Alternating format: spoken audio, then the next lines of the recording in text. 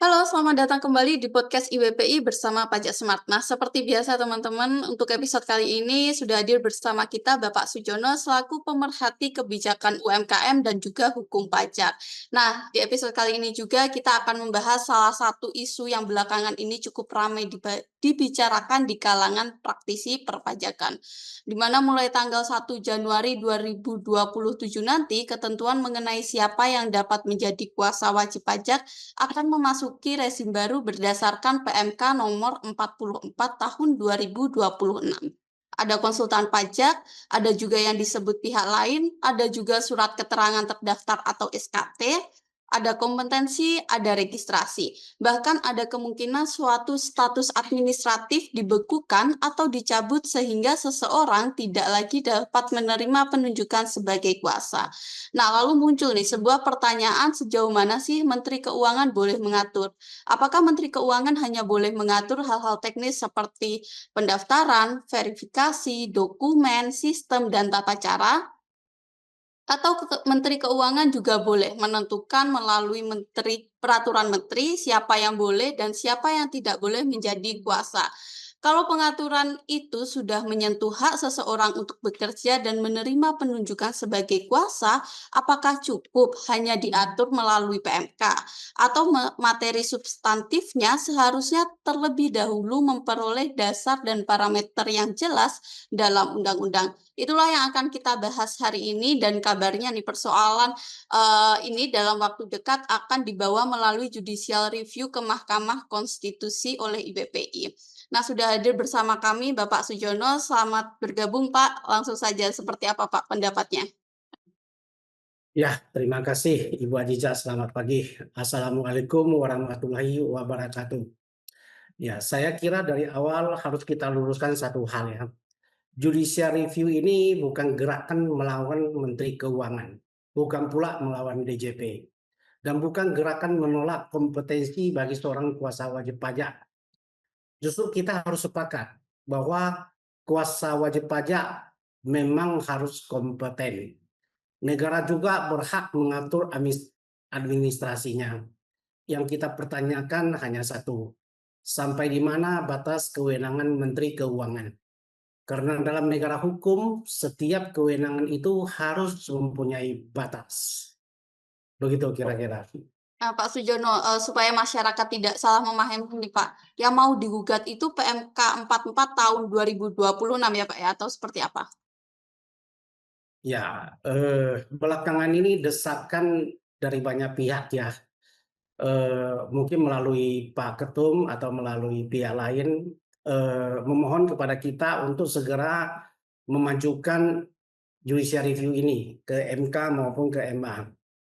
Dan terakhir kita putuskan kita akan kedua-duanya, akan judicial review ke MK dan melakukan hak uji material ke Mahkamah Agung. Nah, semula kita rencanakan minggu kedua September, tetapi karena ada dorongan yang begitu kuat dari pihak-pihak tertentu, maka kita putuskan sebelum Agustus ini akan kita daftarkan ya permohonan ini kepada Mahkamah Konstitusi maupun Mahkamah Agung. Nah, ini penting sekali ya. Kalau ke Mahkamah Konstitusi, kita bukan menggugat PMK 44 tahun 2026. Itu bukan objek judicial review di Mahkamah Konstitusi. Itu nanti ranahnya di MA ya. Karena Mahkamah Konstitusi menguji undang-undang terhadap Undang-Undang Dasar 1945. Di dalam MK yang kita mohonkan adalah untuk diuji adalah frasa diatur dengan atau berdasarkan peraturan Menteri Keuangan dalam pasal 44E ayat 2 Undang-Undang KUP, khusus sepanjang frasa tersebut berlaku terhadap materi dalam huruf E. Huruf E ini sendiri berkaitan dengan dua hal besar. Pertama, huruf E ini mengatur pelaksanaan hak dan pemenuhan kewajiban perpajakan oleh seorang kuasa. Dan poin kedua adalah kompetensi tertentu yang harus dimiliki seorang kuasa. Jadi pertanyaannya bukan PMK 44 bagus atau jelek, bukan itu. Pertanyaan jauh yang lebih mendasar adalah apakah undang-undang boleh memberikan ruang kepada Menteri Keuangan untuk membentuk pembatasan substantif terhadap hak warga negara melalui PMK? Itu yang mau kita persoalkan. Demikian Bu Aziza. Baik, Pak. Nah, tetapi kan nanti pemerintah bisa saja mengatakan kalau semua orang bebas menjadi kuasa pajak. Bagaimana, dari sisi IWPI ini menjaga kualitas tersebut, Pak? Ya, ini kita sependapat dengan pemerintah ya, mengenai perlunya kompetensi. Pasal 30A ayat 3A Undang-Undang KUP sendiri sudah mengatakan bahwa seseorang kuasa harus mempunyai kompetensi tertentu dalam aspek perpajakan. Itu tidak kita persoalkan. Kita tidak meminta semua orang bebas jadi kuasa. Tidak seperti itu. Kita juga tidak mengatakan tidak usah ada registrasi. Silakan negara mengatur cara mendaftar, cara verifikasi, dokumen yang harus disampaikan, sistem elektroniknya, cara membuktikan kompetensi, dan bagaimana surat kuasa dibuat. Itu semua wajar. Yang menjadi persoalan adalah apabila aturan administratif berubah fungsi.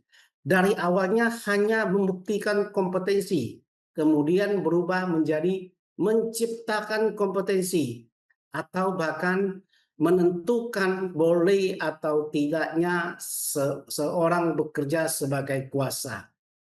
Nah, ini mungkin dari Ibu Aziza bisa tolong tampilkan pasal 32 ayat 3 ya.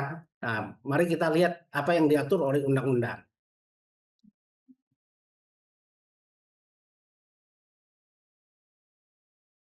Bisa di-share screen yang Ya. itu pasal 32 ayat 3A. Baik, sudah, Pak. Ya, bentar ya.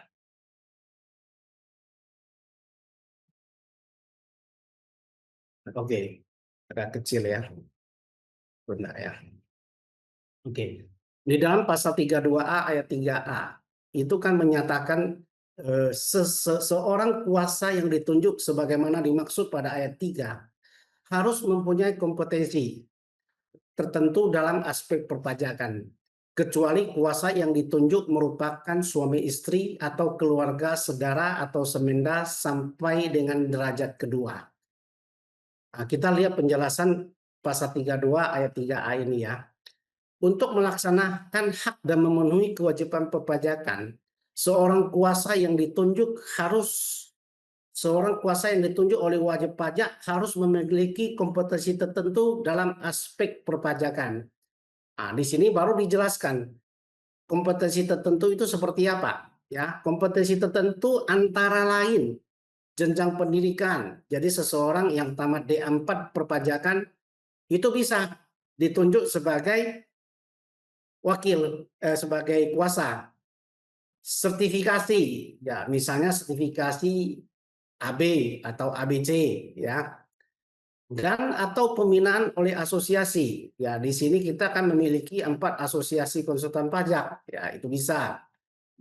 Dan atau Kementerian Keuangan.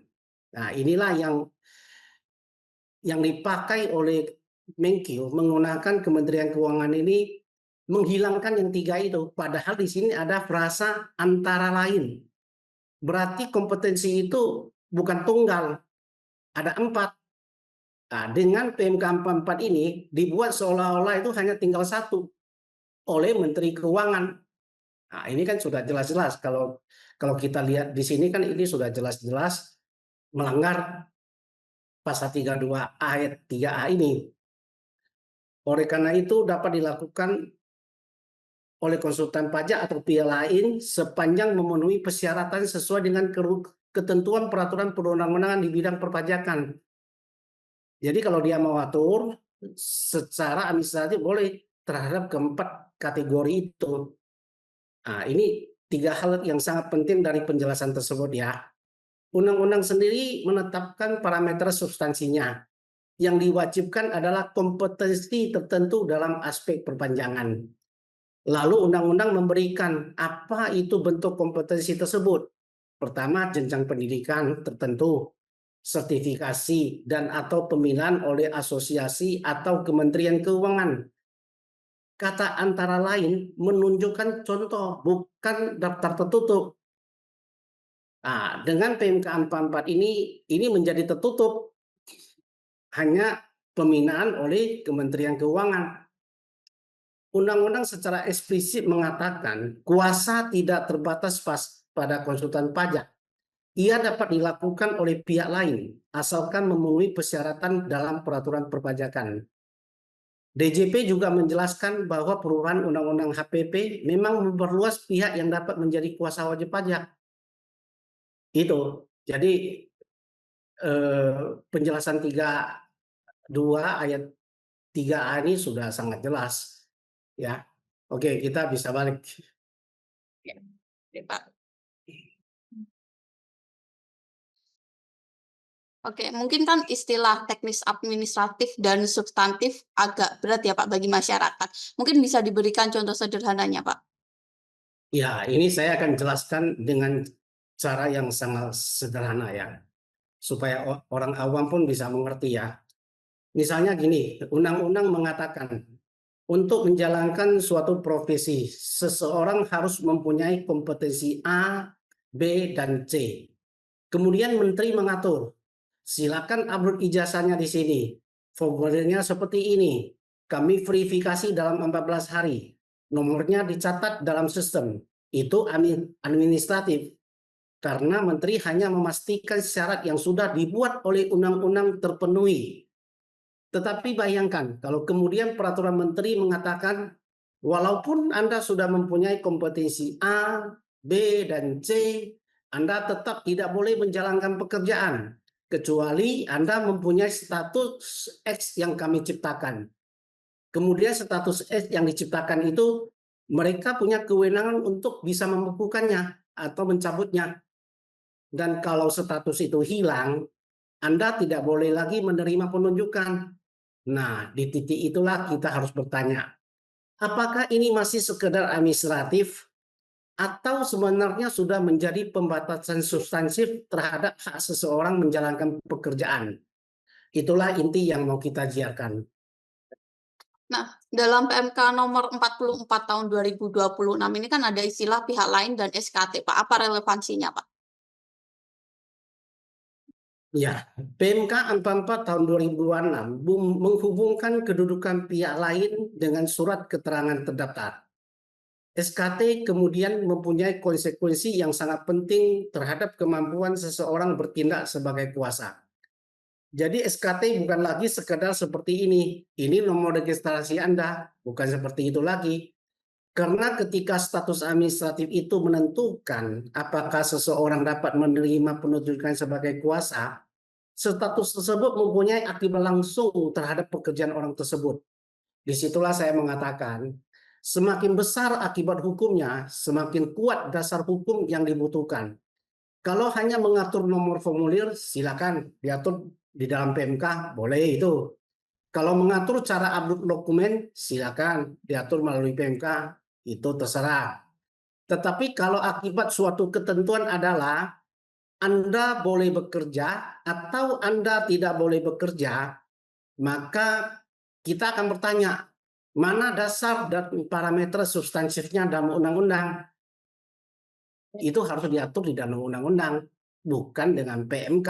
Kalau sudah masuk ke pekerjaan seseorang, apakah kita boleh bekerja atau tidak boleh bekerja. Nah, Demikian, Bu Aziza. ya Pak. Pemerintah kan mungkin bisa saja ya Pak menjawab, loh undang-undangnya sendiri sudah mengatakan diatur dengan atau berdasarkan peraturan Menteri Keuangan. Kalau seperti itu apa yang salah Pak atau bagaimana Pak? Iya, benar itu. Memang sudah ada delegasi, ya. Kita tidak menyangkal ya ada delegasi itu.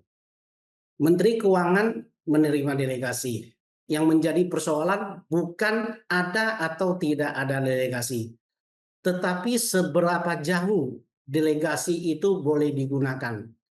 Ini saya kasih contoh yang sangat sederhana ya tentang delegasi ini.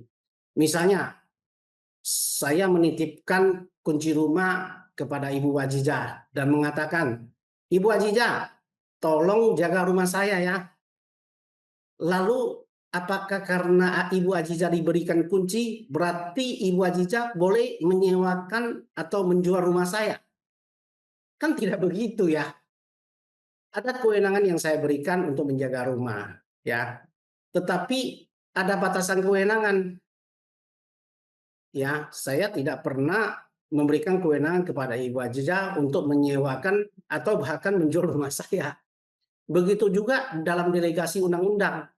Kalimat diatur dengan peraturan pemerintah, diatur dengan peraturan menteri, tidak otomatis berarti menteri bebas mengatur apa saja, tetapi harus dilihat apa yang boleh diatur, seberapa jauh boleh diatur, dan apakah materi itu masih teknis administratif atau sudah memasuki pembatasan hak warga negara.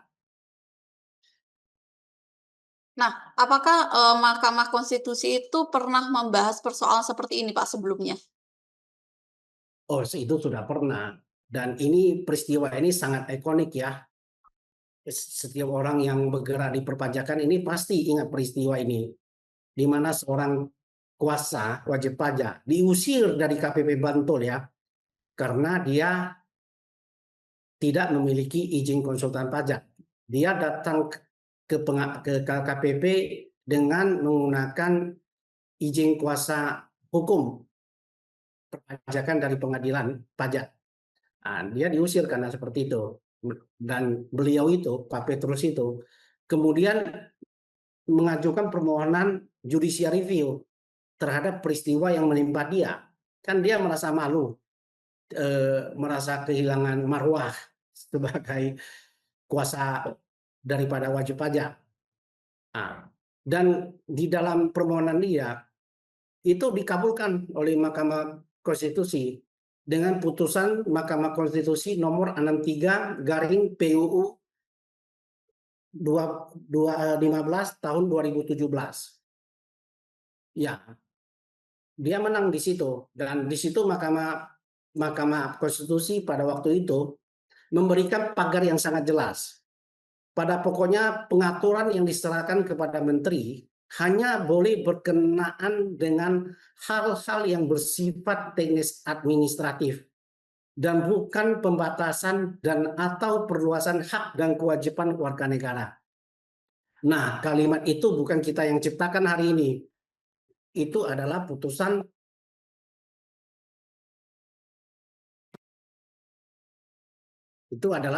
dari Mahkamah Konstitusi. Sebentar ya, ini ada telepon Baik. pula. Oke, sambung lagi.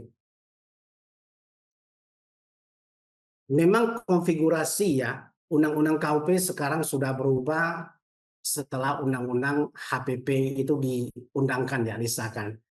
Karena itu kita tidak mengatakan norma sekarang identik dengan perkara tahun 2017. Ya, tidak ya. Tetapi prinsip konstitusionalnya masih sangat relevan. Menteri boleh mengatur teknis, tetapi ketika sudah masuk ke pembatasan atau perluasan hak dan kewajiban warga negara, harus ada pagar. Tidak boleh melewati pagar. Begitu, Ya. Bu Jaja. Nah, jangan-jangan kan kalau misalkan permohonan ini dikabulkan nanti, Pak, Menteri Keuangan kan tidak bisa lagi mengatur kuasa wajib pajak. Nah, seperti apa, Pak? Oh ya, nggak begitu. Karena kan kita tidak membatasi kewenangan Menteri Keuangan secara teknis ya. Justru petitum kita sangat hati-hati ya. Kita tidak meminta kewenangan Menteri Keuangan dihapus ya. Kita tidak meminta seluruh frasa delegasi dibatalkan. Kalau itu dilakukan, justru administrasi perpajakan bisa kacau balau. Menteri tetap harus bisa mengatur secara teknis mengenai pendaftaran, verifikasi, pembuktian kompetensi, surat kuasa, bentuk dokumen, integrasi sistem, dan mekanisme pelayanan. Yang kita minta hanya adalah berikan pagar batas kewenangan tersebut. Hanya berkenaan dengan hal-hal yang bersifat teknis administratif dan bukan pembatasan dan hak atau perluasan hak dan kewajiban warga negara. Jadi kalau permohonan ini dikabulkan, Menkyu tetap mempunyai kewenangan DJP tetap bekerja, sistem tetap bekerja, registrasi tetap bisa dilakukan. Kompetensi tetap wajib. Yang berubah hanya satu, batas kewenangan menjadi lebih jelas. Ya. Nah, permohonan ini kan menggunakan pasal 27 ayat 2 Undang-Undang Dasar 1945 tentang hak atas pekerjaan. Apakah itu tidak terlalu jauh, Pak? Menurut saya tidak ya. Kita harus pahami secara benar ya. Hak atas pekerjaan bukan berarti saya berhak menjadi kuasa pajak tanpa syarat. Bukan begitu. Negara tetap boleh menentukan kompetensi. Yang kita persoalkan adalah apabila suatu instrumen administratif mempunyai akibat langsung, orang ini dapat menerima pekerjaan, sedangkan orang itu tidak dapat menerima pekerjaan. Kalau suatu status administratif sudah menjadi pintu, boleh bekerja atau tidak boleh bekerja, maka akibatnya sudah menyentuh pasal 27 ayat 2 ini. Dan semakin langsung suatu persyaratan menentukan akses seseorang terhadap profesinya, semakin substansi sifat pengaturan tersebut. Demikian. Oke, nah, kemudian kan ada pasal 28D ayat 1. Apa hubungannya, Pak? Ya, pasal 28D ayat 1 ini berbicara tentang menjamin kepastian hukum yang adil. Menurut saya, kepastian hukum bukan hanya berarti ada peraturannya. Peraturannya ada, belum tentu masalah selesai. Itu kita juga harus tahu ya, siapa berwenang melakukan apa. Misalnya undang-undang mengatakan seorang kuasa harus kompeten. Oke, setuju. Tetapi kemudian muncul pertanyaan, apakah menteri hanya boleh memverifikasi kompetensi atau menteri boleh menciptakan status tambahan? Apakah status itu hanya bukti administratif atau status itu menjadi sumber lahir dan hilangnya hak untuk menerima penunjukan? Kalau garis batas itu tidak jelas, warga negara sulit memperkirakan kedudukan hukumnya. Dan menurut saya disitulah persoalan kepastian hukum muncul. Nah, untuk selanjutnya, Pak, dalam permohonan kan juga digunakan pasal 28J ayat 2 UUD 1945. Nah, itu mengapa demikian, Pak? Ya, karena pasal 28J ayat 2 ini mengatakan bahwa pembatasan terhadap hak dan kebebasan harus ditetapkan dengan undang-undang, bukan dengan PMK, dan mempunyai tujuan yang dapat dibenarkan secara konstitusional. Sekali lagi ya, ini bukan berarti setiap formulir harus masuk undang-undang. Nanti undang-undang KUP bisa setebal buku telepon. Tentu tidak begitu. Yang teknis tetap boleh didelegasikan. Tetapi semakin berat akibat hukumnya, semakin penting materi esensial pembatasannya mempunyai dasar dan parameter yang jelas pada tingkat undang-undang.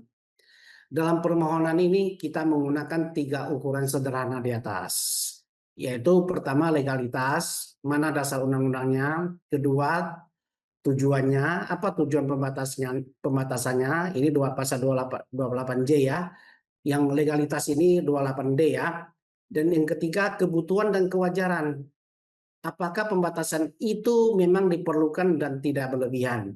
Jadi bukan sekedar karena administrasinya lebih mudah. Kemudahan administrasi saja menurut saya tidak cukup untuk membenarkan pembatasan hak yang berat. Kenapa ini disebut berat? Karena seseorang bisa bekerja dan tidak bisa bekerja itu ditentukan dengan selembar SKT.